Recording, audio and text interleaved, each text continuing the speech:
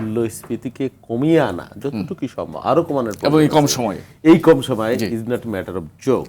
আপনার বৈদেশিক মুদ্রার রিজার্ভ আওয়ামী লীগের শেষ সময়ে একদম তলানিতে ছুঁই ছুঁই করে মানে নাক পর্যন্ত চলে গেল। সেই জায়গাটা একটা জায়গায় $37 মিলিয়ন এই জায়গায় নিয়ে আসা, এইটাও এই বাস্তবের মধ্যে not a matter of joke. এই মুহূর্তের মধ্যে হাজার হাজার কোটি টাকা কেউ বিদেশে পাচার করে ফেলেছে, ডিল করেছে, এই বাস্তবতা আনতে পারে না। এখন কামাল ভাই যেটা বলেছে হতে পারে, কামাল ভাইয়ের কথা, তার দৃষ্টিভঙ্গি ওনার মতো উনি বলেছেন, কিন্তু ধরেন এই যে পাবলিক মবের কথা যেটা বলা হয়েছে, কেয়ারটেকার আমলে এই মাজার ভাঙ্গা হয়েছে, এই মাজার ভাঙ্গা হয়েছে, আওয়ামী লীগের আমলে, কামাল ভাই এই কথাটা বোধহয় ঠিক না যে কোনো এমপির গাড়িতে কখনো হামলা হয় নাই, মব হয় নাই। তো এমপির গাড়িতে প্রত্যেক দিনই হইতো, আমরা দেখতাম, মন্ত্রীর গাড়িতে হয়েছে, মারা গেছে, গুলাগুলি হয়েছে, এ তো প্রতিনিয়তর ঘটনা। আপনি গুগলে সার্চ দিলে শয়ে শয়ে হাজার হাজারে পাবেন রাজনৈতিক সংঘর্ষ। এখন রাজনৈতিক সংঘাত সহিংসতা আর মব তো এক জিনিস না। হ্যাঁ, এখানে যেটা হয়েছে এটা দুঃখজনক, এটা সাপোর্ট করা যায় না অবশ্যই, বিষয়টা ওই আমলে হয়েছে, কিন্তু এখন এটা এইভাবে হবে এটা আমরা আশা করি না, এটা অবশ্যই দুঃখজনক। ধরেন ব্যাংক আর ওই যে সামাজিক অপরাধ যেটা খুনের কথা বললেন, আমি কোন স্ট্র্যাটেজি ডেটার ভিত্তিতে বলেছি কিনা আমি জানি না। ধরেন আমি এখানে বারবার বলি যে দুনিয়ার যেখানে মানুষ আছে সেখানে অপরাধ আছে, সেখানে খুন আছে, সেখানে মাদক আছে, হ্যাঁ, কল্যাণ রাষ্ট্র যেটা সেটাও আছে। কম আর বেশি আপনি দেখতে পারবেন। আপনি যদি একটা ডেটা দিয়ে আমাকে বলতেন যে না এই এই এই আওয়ামী লীগের আমলের চেয়ে বা বিগত কেয়ারটেকার অন্তর্বর্তী সরকার আমলের চেয়ে এখন বিপুল পরিমাণ বেড়ে গেছে বা সামাজিক অসহিষ্ণুতা বেড়েছে, এটা আমি মনে করি গ্রাজুয়ালি এটা কমে। আমার দৃষ্টিভঙ্গি, আমি তো আমার এলাকায় যাই, তবে খুন লুট এটা তো সামাজিক, ভাই ভাইকে খুন করছে, সম্পত্তির জন্য করছে, বাংলাদেশে প্রতিনিয়ত এই ধরনের খুন হচ্ছে, ঝগড়া হচ্ছে, সমাজে কাইজা হচ্ছে, ফ্যাসাদ হচ্ছে, দাঙ্গা হচ্ছে, এগুলো তো শাশ্বত কাল থেকেই আমাদের সমাজের অংশ, হ্যাঁ, কুরুক্ষেত্রের আমল থেকেই। এই জন্যই আমার জজ আছে, ব্যারিস্টার আছে, পুলিশ আছে, বিচার আছে, নাহলে তো আমরা এগুলো সব উঠেই দিতে পারতাম।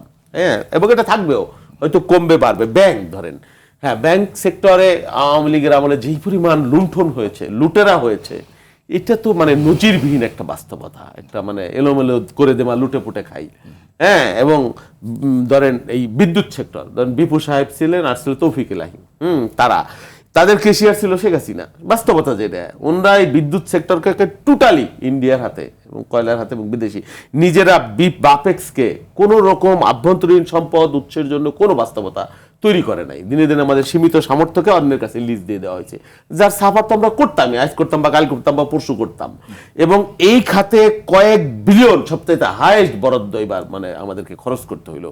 এই অর্থনৈতিক বাস্তবতার মধ্যে ব্যাংকে আমরা, হ্যাঁ, বিভিন্ন সেক্টরে, প্রাইভেটাইজেশন সেক্টরে ধরেন আমরা ব্যক্তিগত দলীয় লোক অনেক নিয়োগ হয়েছে, এটা সত্য, কিন্তু ব্যাংকিং সেক্টরে কোনো পাবলিক বা কোনো দলীয় নিয়োগ কিন্তু নিষিদ্ধ করে দেওয়া হয়েছে, প্রত্যাহার করে দেওয়া, কারণ এই লুটেরা অর্থনীতি থেকে বের হয়ে আসতে। এটা একটা গুড ইন্টেনশন বলে আমরা মনে করি, এই জায়গাটাও একটা মানে টাচ করবার একটা ব্যাপার আছে। হ্যাঁ, এবং ব্যাংকিং সেক্টরে ধরেন যে আইন ছিল এক পরিবার থেকে চারজন, সেই ব্যাংকিং রেগুলেটরি অ্যাক্ট পরিবর্তন করা হয়েছে, যাতে মানে তুমি আর আমি, আমরা আর মামুরা এই মিলেমিশে লুটপাট করার যে প্রক্রিয়াটা, সেই প্রক্রিয়াটাও বন্ধ করা হয়েছে। তারপর মাদক বাহিনীর সাথে গুলাগুলি, মাদক তো এই কানাডা, পানামা থেকে শুরু করে কলম্বিয়া থেকে সারা বাংলাদেশে এই বস্তির সাথে প্রায়ই জন্মের পরই দেখতেছি গুলাগুলি মাদক বাহিনীর সাথে। এবং এটা একটা মানে পুলিশের নিষ্ক্রিয়তার কারণে বা ইন্ডিয়া বা বার্মা থেকে এখানে অবাধে করে দেওয়ার কারণে এখানে একটা ভয়ঙ্কর বাস্তবতা চলে আসছিল। এই মাদকের বাস্তবতা থেকে ছেলে মেয়েদেরকে তুলে আনা, এখান থেকে বের করে আনার জন্য অনেক ধরনের কর্মসূচি, পড়াশোনা শেষ হয়ে গেছিল আমাদের একদম, মানে IMGPA 5 প্রজন্ম তৈরি করা হয়েছিল। এটা ইচ্ছা করে করা হয়েছিল না কি করা হয়েছিল জানেন না। ধরেন আমাদের ডেমোক্রেসি যদি দেশটা হয় আমরা সেটা রিবিল্ড করলাম বা করতে পারি, আমার ইকোনমি যদি দেশটা হয় সেটা আমরা রিবিল্ড করতে পারি, পুনর্গঠন করতে পারি। কিন্তু একটা জেনারেশন যদি তৈরি হয়ে যায়, মাদকাসক্ত হয়ে যায়, পড়াশোনা না জানে, খেলাধুলা না করে, ক্রিয়া সংস্কৃতির সাথে যদি এরা না থাকে, তাহলে এমন জেনারেশন আমাদেরকে তৈরি করার জন্য একটা পরিকল্পিতভাবে আবহ তৈরি হতে, সেইটা বিনির্মাণ করবার জন্য দেখেন আপনি দেখবেন বিগত বাজেটে আমরা সবচেয়ে হাইয়েস্ট বরাদ্দ দিয়েছি এডুকেশন সেক্টরে। ইন্টেনশনটা কি, আপনাকে ইন্টেনশনটা তো বুঝতে হবে যে প্রতিরক্ষা খাতে বরাদ্দ দিলাম যুদ্ধ করার জন্য ভারতের সাথে, আমেরিকার সাথে বা চীনের সাথে, নাকি আমি এই শিক্ষা খাতে হাইয়েস্ট বরাদ্দ দিলাম, মানে গবেষণায় দেখা গেছে বা আমি বিরোধী দলকে দমন করবো, টিয়ার গ্যাস, সাউন্ড গ্রেনেড কিনে টিনে একজনের পুলিশকে আরো আধুনিকায়ন করে দিলাম, মারণাস্ত্র দিয়ে দিলাম। বাস্তবতাটা সেটা না। আপনি এডুকেশন খাতে যে বরাদ্দটা দিচ্ছেন এর আফটার ইফেক্ট তো 20 বছর পরে আপনি পাবেন।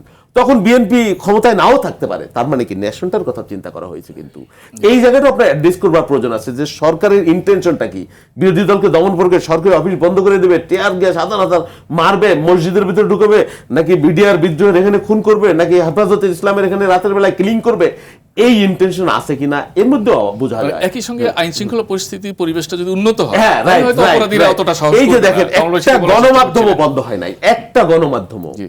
এই 6 মাসে অন্তত। হ্যাঁ, এখানে অবশ্য বিরোধীরা বলছে যে গণমাধ্যম নাকি সরকারকে সাপোর্ট করে যাচ্ছে এবং খুব সহজে সেটা ভাব গণমাধ্যমের নিয়ে আসে আর ব্যাপার, কি। সেটা তাদের গণমাধ্যমের আলোচনা এরকম। লোক তুষামত করবে না, গদি মিডিয়া হবে না, কি হবে, বা আপার বিকল্প নাই। হ্যাঁ, একমাত্র আপা যদি চোখ বুঝে তাহলে এই দেশ বঙ্গোপসাগরে ভাইসে যাবে, মানে উনার বিকল্প কি? কিন্তু 2 বছর তো উনি নাই, বাংলাদেশের মানুষ তো বঙ্গোপসাগরে ভাইসে যায় নাই, তাই না? এটাও তো সত্য। জি।